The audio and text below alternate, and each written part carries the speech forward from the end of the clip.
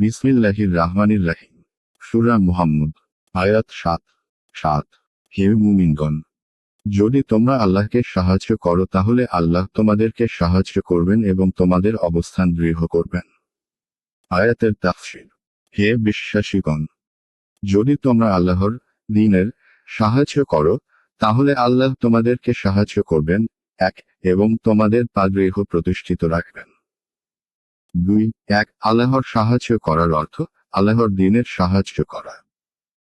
কারণ তিনি উপকরণ অনুযায়ী তার দ্বীনের সাহায্য তার মুমিন বান্দাদের দ্বারাই করেন।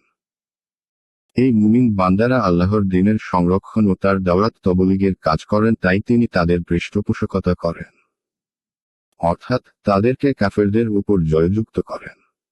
যেমন সাহাবায়ে কিরাম রাদিয়াল্লাহু আনহু ও প্রাথমিক শতাব্দীগুলির মুসলিমদের উজ্জ্বল ইতিহাস রয়েছে। তারা দ্বীনের খাদেম হয়ে গিয়েছিলেন, ফলে আল্লাহ তাদের সহায় হয়ে গিয়েছিলেন।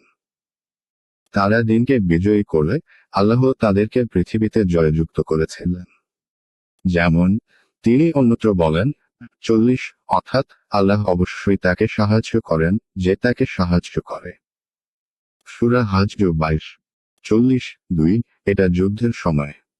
এটা যুদ্ধক্ষেত্রে সাহায্য সহযোগিতার অর্থেই বলা হয়। কেউ কেউ বলেছেন ইসলাম অথবা পুলসিরাতের উপর তাদের পা সুদৃঢ় রাখবেন। আয়াত 8। যারা কুফরি করেছে তাদের জন্য রয়েছে দুর্ভোগ এবং তিনি তাদের কাজ ব্যর্থ করে দিবেন। আয়াতের তাফসীর। যারা অবিশ্বাস করেছে তাদের জন্য রয়েছে দুর্ভোগ এবং তিনি তাদের কর্ম ব্যর্থ করে দেবেন। আয়াত 9। এটা এজন্য যে আল্লাহ যা অবতীর্ণ করেছেন তারা তা অপছন্দ করে, সুতরাং আল্লাহ তাদের কাজ নিষ্ফল করে দিবেন। আয়াতের তাফসীর। এটা এজন্য যে আল্লাহ যা অবতীর্ণ করেছেন তারা তা অপছন্দ করে। সুতরাং আল্লাহ তাদের কর্মসমূহ নিষ্ফল করে দেবেন। 2. অর্থাৎ কোরআন ও ঈমানকে তারা অপছন্দ করে।